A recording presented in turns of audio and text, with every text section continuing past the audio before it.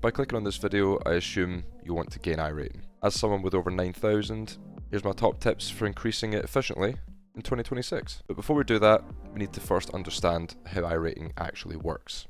So iRating is iRacing's ELO system. The better you perform, the higher it goes. It is solely tied to your finishing position in official races, and it is completely independent from safety rating. Your gains and losses are all just calculated based on expected finishing position and your actual finishing position. Finish higher than expected, you gain. Finish lower than expected, and you lose. So the strength of field is something that you might see mentioned quite a lot, and the strength of field is basically just the average of the iRatings of everyone in that race.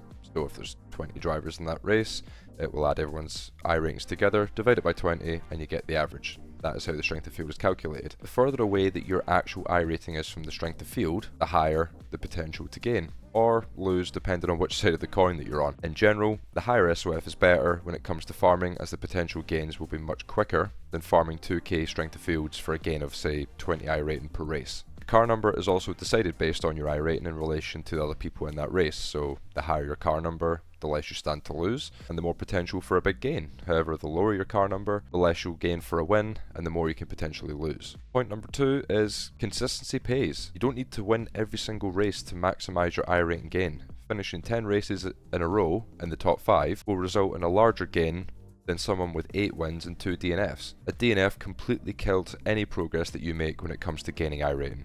One crash and it can undo days of work. If you're a low car number and you get involved in an accident on lap 1, you could be looking at a loss of 150 or more.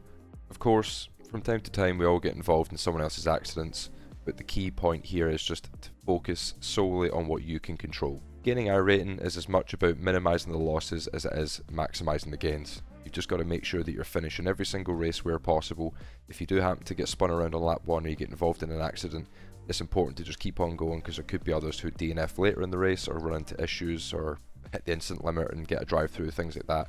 All these little small things, if you can go from losing 100 to at the end of the race only losing 60, then you've saved yourself 40 iRating, which a good way to look at it is that's potentially a win that you've saved just by carrying on and not giving up. You've got to emphasise qualifying. You cannot expect to be gaining iRating if you're doing a last to first every single race. By putting yourself up in the top 5, you're reducing the risk around you. It's generally, it is cleaner at the front of the race. Of course, we've all seen races where there's a shunt for P1 on the first lap, but generally speaking, the front is a heck of a lot cleaner than the mid pack or at the back. So if you can put yourself up in the top 5 or in and around there in qualifying, you're putting yourself in a much better position to maximise your iRating gains. You need to work hard on hitting consistent and clean qualifying laps.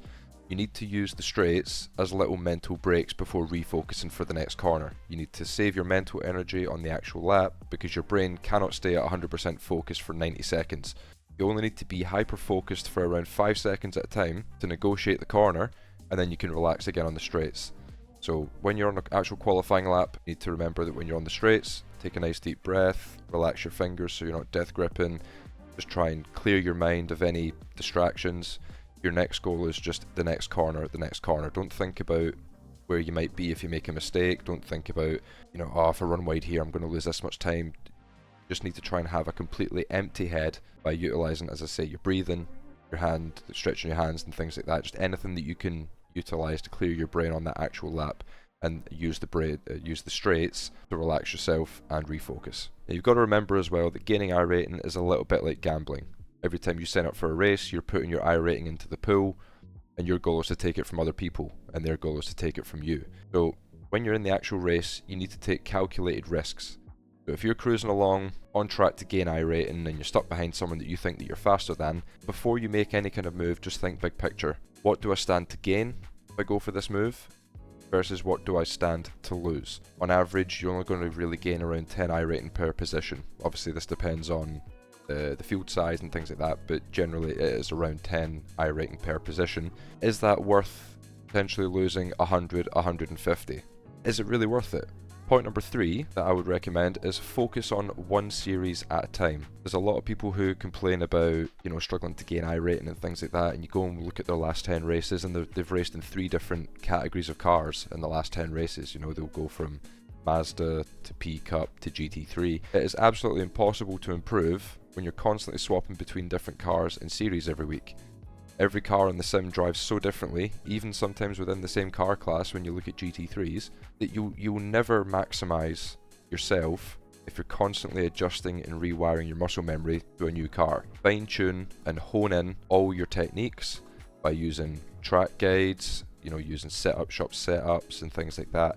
Rewatch your own replays, watch Twitch streams of higher iRated drivers that are going quicker than you and try and pick up points that they're doing, and then try and apply that in the practice sessions to really hone in your skills. Key thing to remember is unless you're over 7,000 iRating and you're competing in like high strength of field races, the car choice really doesn't matter.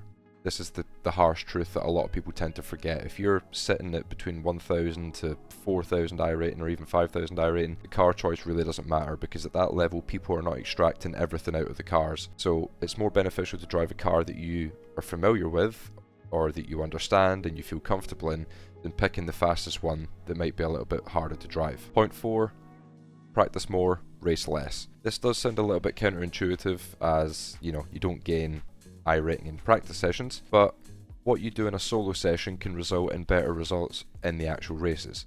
So before you're even signing up for a race, you should have a bit of a checklist of everything that you need to complete. It will involve things like having a nice static test weather that you use to analyze your own performance without any kind of outside interference from environmental factors. So that's things like air temperature, track temperature, wind, humidity, cloud cover, you name it. All these aspects can have a massive influence on car feeling and end lap time. Do at least a couple of hours to get a feel for the track, get comfortable with the car and the setup, and learn where your weaknesses are on that track. Work on the weak corners until you feel you're in a strong spot to turn up to a race, and stick it up at the front in qualifying. And of course, as I mentioned before about the mindset on qualifying laps, you can also use these solo sessions to practice that. So if you're doing a little bit of qualifying practice, try and build up that habit in your head when you're doing the solo sessions to focus on the breathing, focus on stretching your hands.